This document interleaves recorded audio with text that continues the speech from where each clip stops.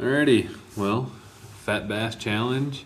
Got one weekend in. One weekend into April already. Yep, it's Wednesday today, so we're rocking and rolling. Luke Ruth, number one right now. Yes, you didn't wait till the end of the month. Great. Didn't make us panic. So we do have a leader, Luke Ruth, with a 454. So a lot of time left, and Luke, you can weigh in. You know, if you fish this weekend a tournament, I mean, you got quite a bit more you can fish. A lot of times. Yeah, he's been on them. So I imagine that's gonna go up quite a bit. Good job, Luke. Yeah, he doesn't have a ton of competition right now. I mean, April, I think we had less than 10. I want to say. Yeah, Andreas Jackson should be getting his check whenever the horse and buggy rides in. That's and, right. You know, you do it snail mail. I mailed one the other day, snail mail. It took 7 days. 7 days. It took 7 days, and it was in Illinois, I think. Indiana or Illinois. Is there an S at the end of Illinois? Illinois. Illinois. I don't know. How do you I pronounce don't know. it? I say Illinois. I wonder if there's any fat bass But in I'm Illinois. grown, so. You know. Oh, yeah.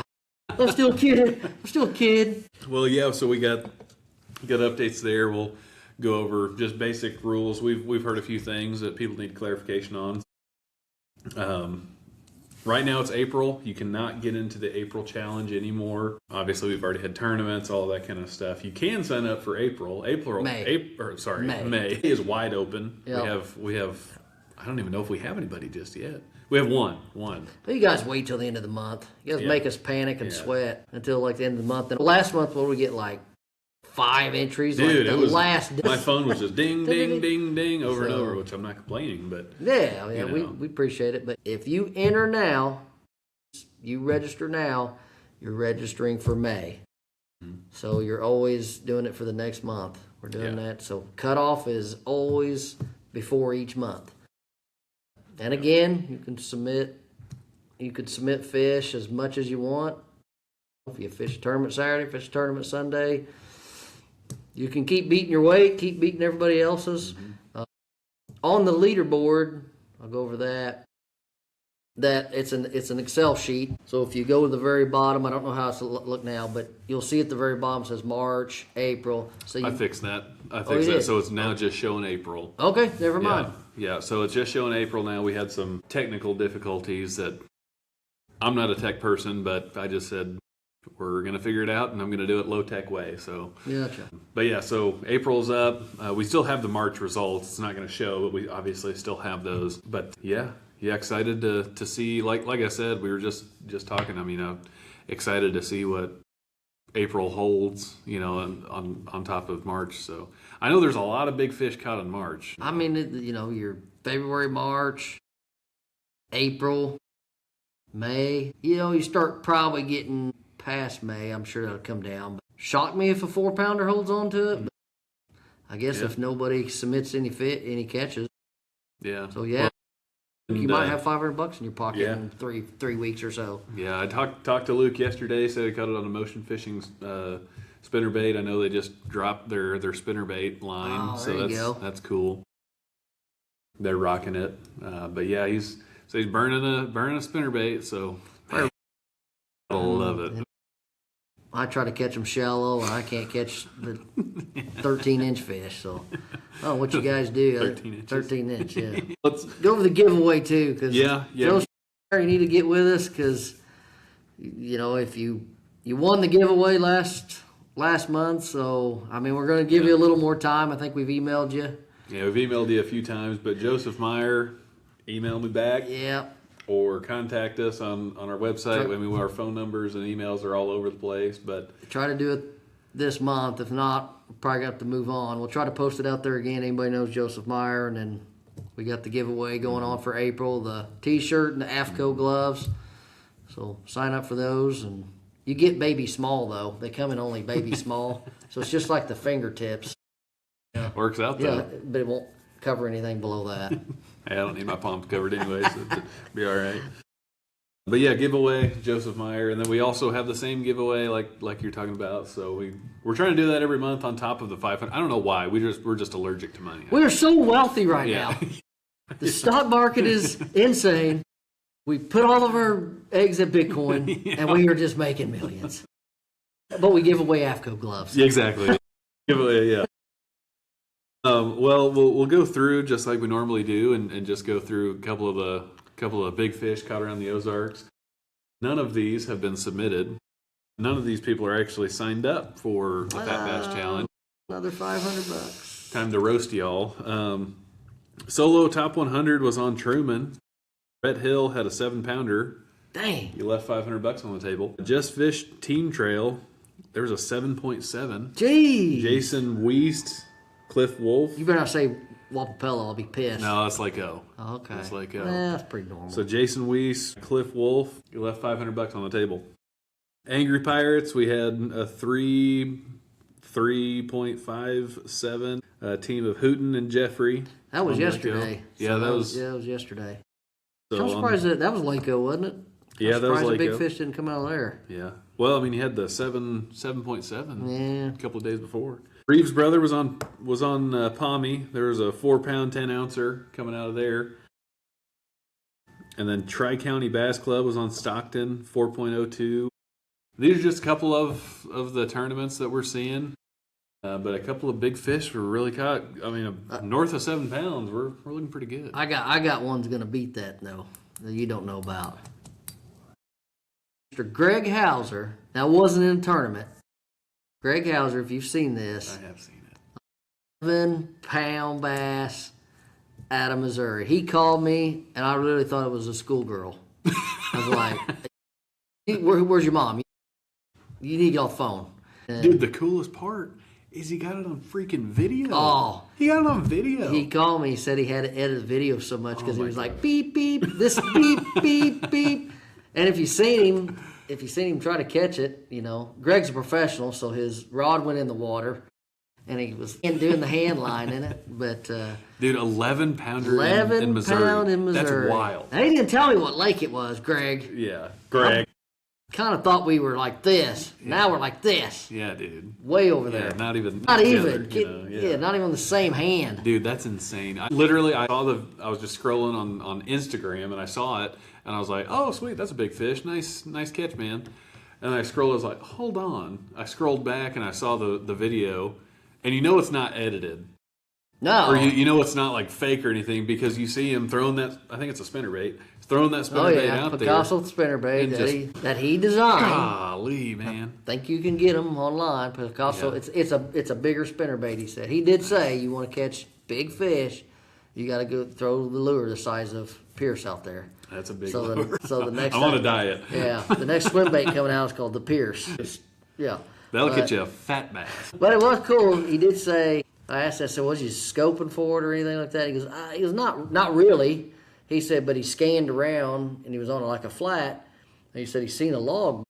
He said that bass was so fat that it looked like part of the log. It was like a log with something below it. So he's like, he goes, well, you know, your typical textbook, you throw it by the log, write down it, you know, and you're just like that waiting. And he said all of a sudden on his screen, he's seen something move. And he goes, well, and I asked him, I said, oh my gosh. You know, fat guys, not me, but you, but, you know, don't move very fast. I said, did it not move? He goes, no. He goes, it felt like a race car that weighed 300 pounds in the water. Just keep talking about it. I love this. I know it. Yeah, so that's cool. Dude. It's cool to see that big a fish that can even live. Well, in Missouri. Like, you know? And I think the lake, he didn't tell me the lake, but I said, well, is the lake called your pond? Right. Yeah, but he goes, no. He said, no, it was a lake that you can put bass boats on and all that. You know, not big. So I'm like, but yeah, 11-pound bass. That's crazy. So, I mean, I'm baffled. Again, it was so crazy because I looked at it. Oh, man, that's a big fish. I thought it was an 8. I was like, well, that's still cool. And then just scrolling back, not only double digits, 11 pounds in Missouri. Yeah, it's just insane. The scale was 11 on the dot. So Facebook creep Greg. Yeah. DM him. Just blow his phone up where this lake is at. Or go spy in the bushes or something, you know. That's right. He's got his boat out and go follow him. Dude, he's a freaking legend. Picasso lures, what do you call it? He's a legend for that. I think he's going to go down in Ozarks history. You know, we'll put you in the Fat Bass Hall of Fame right now. You know what? That's coming. There we go. Fat Bass Hall of Fame. We need to put that on the website. Actually, really, Great. Yeah. That is kind of cool. We got OnlyFins and we got Fat Bass Hall of Fame. Man, not OnlyFins. Yeah, I want to go back to the OnlyFins. That one would be a good one to be on there. Yeah, dude, that's a tank. See, I only catch like 6. Well, my buddy. Hold on, you don't catch 6-pounders. I just don't. I don't post them. I want to brag. My buddy Richard Woodard, I'd fished with him for years. We had the weekend waters stuff. Me and Richard, he caught an 8 somewhere up north, walking the bank. Dude. On guess what? On a spinnerbait.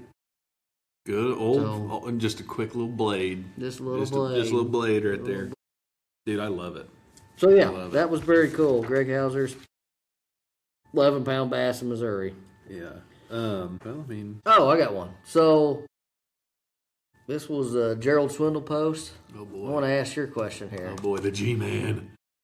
Would you buy a pros boat like a Van Dam's? Depends on the price. Okay. Let's say it's fairly priced. Fairly priced, all of them. There's Kevin's there, Gerald's. Don't matter. Pick your poison. Here in the market, you got Fat Bass cash money right now. You pick whatever you want. You know, that's a good question because you know these guys. It's not an old man that goes out and fishes here and there. They're putting hours on it. They're doing it quick, and they know they only have these boats for a year. Say a year. So a year goes around. You buy it. Honestly, probably not. Okay. Probably not. So, with his post, and I would have said the same thing until I listened to his video. So he's like, "Don't tell me about Mojo and this boat catches fish." He said that he rubs it down every night like a massage. No, he didn't say that. No, he had good points. He said, "So you're telling me this is my living, this is my vehicle to live. I make a living off this boat. So I'm constantly changing the oil. I'm constantly tightening things up. He mentioned like the trolling motor. You know, he goes, I take everything off the trolling motor. He goes, I make sure there's no line. Nothing's that's going to hinder me. So when I go in the next turn, it's like, because I thought the same thing. I'm like, I would buy, man, they run them. Yeah. They don't care. They stick or log, they run them. And he had it. Changed my mind. He said, look what I'm doing now. Because I'll change this. I'll change my lower unit grease, do all this, lube it up, tighten things more than you'll see. I'm not saying everybody. Maybe a local guy that just says, oh, I'm gonna sell mine next year. You know, I bought one, now I'm going to sell it next year. I wouldn't change the oil, I'd just sell it, you know. That's... Well, you're also... you're a jerk. Well, but I only use it one time a year, Pierce, because I can't. If we got job, I got a job. Yeah. Not Pierce. Yeah. Pierce just does what he wants. I just do this full time. Yeah. But no, that was kind of cool. That is kind of interesting. One, I think he's trying to sell his boat, but that is a really good point. He just was in, but I'm assuming he's talking with other guys in the industry. They're all doing the same thing. Yeah. Yeah. I thought that turned my perspective on. I probably would after that. Yeah. I'm going to buy Gerald Swindle's boat right now. Lock it in. Just lock it in. Until it's about 70,000, 80,000. I say, nope, can't do it, buddy. Until we get about, 3 Fat Bass registers, then maybe we can. We're giving back 100%, so it really doesn't Gosh, matter. dang it. I know. We need to dial this back. We're giving away 10% from now on. I'm telling you, we're allergic to money. I think that's what it is. I think it is. Yeah. It makes me itch. Well, okay, so if we can... That's kind of interesting. I like that one. Yeah, that one was a cool one. And then you can always go to the Randy Blockett was yapping about... I think he was Tuesday at a boat ramp. Look at all these boats. What's all these people doing? You want to know my argument? Yeah. It will always be the same argument. They're enjoying the great outdoors. Who cares? Who cares? Is it better for humanity? You got no wife. You're going to get in trouble for that one. But I don't know. If we can take it away from bass fishing for a second. I know bass fishing is its own little community and all that kind of stuff. Is it better for humanity for people to be fishing? Oh, I think so, yeah. But it is very interesting that you do go a lot of ramps, and I mean, there's 30 boats there. Doesn't matter if you go a Tuesday, a Wednesday. Do I think it's hurting the lake? No, I don't think it's hurting. I think that fishing pressure will eventually hurt the bite, and I think it does hurt the bite at certain times of the year. Yeah. I mean, even without live scope, you just people going down the bank and the fish are seeing the same lures here and there, and that's real. But at the same time, like, am I going to poo-poo on people going to the ramp? No. And if you looked at it two ways. If you go, I don't know where he went, but if you go to Table Rock, there's only a certain amount of ramps. So if you got 100 people, they're either going to Ants Creek, Cape Fair, or probably the state park.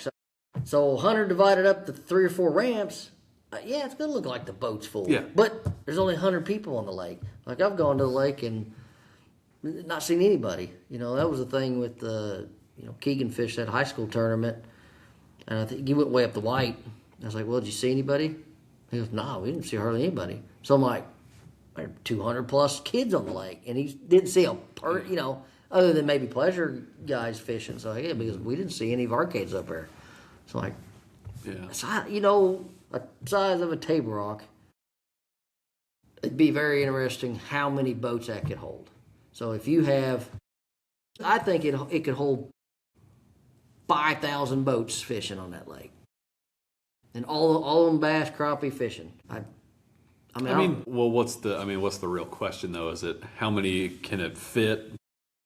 Because it's always going to be subjective. Of like, you're always going to get your fishermen complaining, there's too many people out here today. But comfortably, Table Rock is pretty huge. It's humongous. Like, I think if it's actually spread out, sure.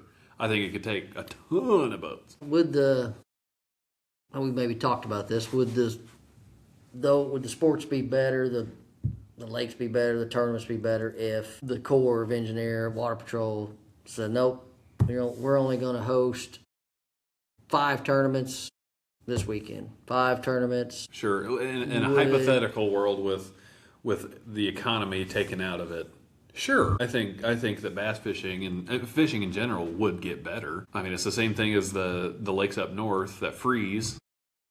You can go out there and whack them whenever it's not frozen because they're not pressured half the year, whatever it is. So like, I don't know. I would be very curious.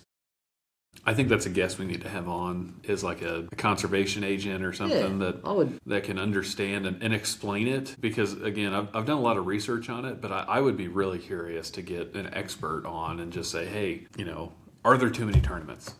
What about bass mortality? Do we not have enough fish? Are bass fishing tournaments actually going to hurt the bass population?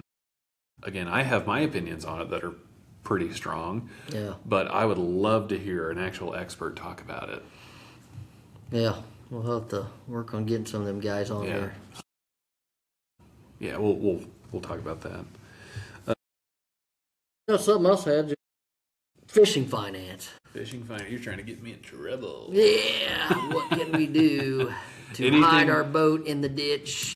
Thing that I say is not financial advice.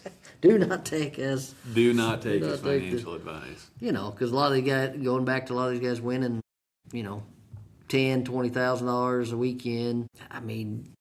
No, they got to talk to their accountant and stuff like that, but that's a lot of money. A lot of money to. Do you log everything throughout the year? Do you, keep a log? You better. I'm not an accountant, but right. Keep a log, keep receipts. If you treat it like a business, it works out. It's tax time. You got to treat bass fishing like a business. That's all I'm going to say on that. But you have to track your expenses. You have to track all of that. If you're trying to do it, If you talk to accountant. And talk to your accountant. This is what my expenses are and stuff like that. And most bass fishermen that are out, all the time are business owners. They already kind of get the keep your receipts, do all that kind of stuff. But yes, you have to treat it like a business, even if you're not making a ton of money. Treat it like a business, and then talk to your tax preparer because, there's all sorts of different things that you can do. But yeah, if you're, and even the social media aspect, I'd be curious to get a couple of guys on that are pretty good at social media. Social media, make a little bit of cash there, and Right, because that all funnels in the same thing, whether you're making money in tournaments or you're making money in social media. Do you know if they take tax, like, okay, whatever, YouTube, or you're making $1,000, do they take the taxes out, or do you? I don't know. I would assume you get a 1099. Oh, you're just like a contractor. I'd assume Yeah, that's we'll what have it to would get be. some guys on that are. I'd just be kind of curious on that part of it. Whether, I don't need to know the in depth of, I log this, I do that, and all that. But yeah, you're right. At the end of the year, you gotta give Mr. Sam something. You gotta give his fat check. Yeah, exactly. That didn't catch a fat bass. Stupid. That is. Yeah. Dang it. Well, I think that's an interesting one. I think that's an ongoing conversation too, of just like, new things are going to happen all the time, and Well, because I still look at it from what we spent with the tournament. I mean, $600 and just. yeah. Well, that's just in a interesting. weekend, in a Friday, Saturday, and like, golly, and Well, I mean, hit on that a little bit. I mean, you fished, what was it, Bull Shoals? yep, Yeah, 2 weeks ago, so fish bowl shoals. You had an entry fee of $120. Yeah. I know you're fishing with your boy, but Yeah, you're fishing with a buddy. That split that in half. But $120 entry fee, $150 Airbnb. That would normally be split too. Food $40, gas $140, lures and line and extra stuff just for that tournament $70. You spent $590 to go fish a let's tournament. say $600. I probably got a Slim Jim or something that I didn't account for that, but yeah, $600. So $300, which I don't know. Is that a lot? Is that a lot? I mean, $300 to go fish, and then it depends on. I mean, at that point, again, for me, I come at it from a different standpoint because I know I'm gambling. I'm not good enough to be like, oh, I'm going to cash a check, But $300 for a weekend. I mean, and that's with the entry fee. Again, the entry fee being the full. Yeah. Yeah, if you split it up to two like a partner, it's probably not too bad. Yeah. I mean, but I mean, you get into again. Well, and you said you pre-fished one day, right? yeah, I included all that, kind of Yeah. like that's what my gas was. That's what. So I mean, I don't think that's horrible. Not too bad for 2 days. Just if you did that the next weekend, $600. I mean, you're $1,200-$1,500 in a month without some of the bigger tournaments that are $300-$400. Yeah. So you got to get in the freaking Fat Bass Challenge and win $500 to pay for that one day. Heck yeah. Yeah. Yeah. I think that's interesting, and I think the conversation came up of like, do tournaments need to up their entry fees, and we need more money in the pot, and we need this and that, and I think that I don't know. It's like we were talking about last time. I mean, there's different markets for different products. I am not going to go fish a tournament that's a $500 entry fee. Right. Again, I'm gambling. But the guys that are going to go practice for a week before the tournament, yeah, I mean that's a great idea. Well, look, we've talked. If you had, I today put $1,000 tournament, your boat numbers drop. In Missouri, anyways, it seems like. Other parts of the world, maybe not. Other states and stuff like that, they may not. But because I get heated with some guys that say that, man, it needs to be $1,000. Well, if there's only 2 boats in it, you're only going to fish for 2,000, and one of you are going to win. So you ain't even going to fish for 2 because your tournament's going to get a little bit. Well, compared to a $400 when you're going to fish against 100, you're going to win more money. Right. Right. Well, and I do think that there is a market for that $1,000 entry. I do think that that's out there, but that pool of people is way less than the people that are going to go fish for $200. I think if you did something like that, in whatever it is, 6, let's just say 1,000, put that on there. It'd have to be your expectations are pretty low. I'm gonna start a tournament, $1,000 entry fee. I don't even know what the payout would be. 1 of 4, but like most of them, 80-some percent. 20, yep. I think your expectation had to be low. Maybe year 2, it'd probably increase, but I mean, you got to have pockets for that too. Man, you're talking. I mean, just as the tournament director, yeah, like you got to have pockets for that. Yeah, you're talking. Well, if you just take my money, $400 to plus your, so that's $1,400 just for a Friday and a Saturday. I would be very, very curious to see And again, everybody's going to say, "Oh, I do it. I do this and that." I mean, we know how that works. But I'd be very curious. Like, put in the comments. Do you think that there's a market out there for $1,000 entry fee tournaments in the Ozarks? Because I'd be super curious on that. Every anglers go, I'd fish it. Yeah, exactly. Come tournament days. Yeah. Where you at? Yeah, exactly. Go, where you at? Yeah. Well, so we talked a little bit about whenever we were doing the solo pro. I really didn't have this opinion, but other opinions were we really don't want jackpotters. We really don't want, because I definitely see the argument of you go down to Table Rock and you get James Watson, or you get a Cody Huff, or you get those guys that are, again, shout out to them because they're fantastic on Table Rock. Yeah. But you get those guys, let's say let's just use the solo pro for example. You're going all around the Ozarks and then you go to Table Rock and then, Cody Huff shows up to the weigh-in. You got James Watson at the weigh-in. Should they be allowed to fish? Should they be allowed to fish? Yeah, I think they should be allowed. I think you got to think that for them it's probably more of a practice. They're not going into it to go, I'm definitely going to win this, beat all these guys and rub in their face. It's like anything. You go to baseball, football, whatever you're doing, you're practicing. You're going up against Michael Jordan. You're a basketball player. Who you want to go up against? You want to go up against Michael Jordan, like to see what the best is to get better and all that. I'll go back to the World Series Top 100. That format's pretty cool as far as if you got to pay your entries or your deposits, however he does it. So if you don't pay them, you're not in it. Now, maybe a Cody Huff or some of these other guys, it's not a big chance. I'm gonna spend $1,000 on 4 tournaments, whatever the entry is, deposit is, because I'm probably gonna win $6,000 on Table Rock. Right. No big deal to do that. You don't want to eliminate them, but setting that you got to pay this if you want in. We'll probably weed some of them. Like, man, I'm not probably not gonna fish all of them. Well, I think it's interesting. It's not being mean. You don't want to eliminate them. You're just like you got to pay this to get in. We want when we do a solo pro, we wanted dedicated anglers, because you got to think of it as big Bassmaster. All it is a big club. So you kind of know how Van Dam, this guy, all these guys fish. That's what it is. It's a and then you're club. building Bassmaster brand. Yeah. Same thing that you want to do at the local level too. You want to build out that brand a little bit. Yeah, nothing against them, but I think how they're doing it, and if you put a cap on it and all that, that's how they're going to build their tournament brand. That's how they're going to build.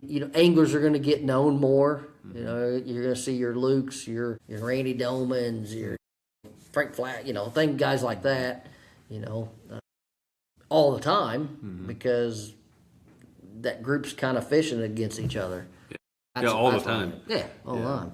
I need to stop.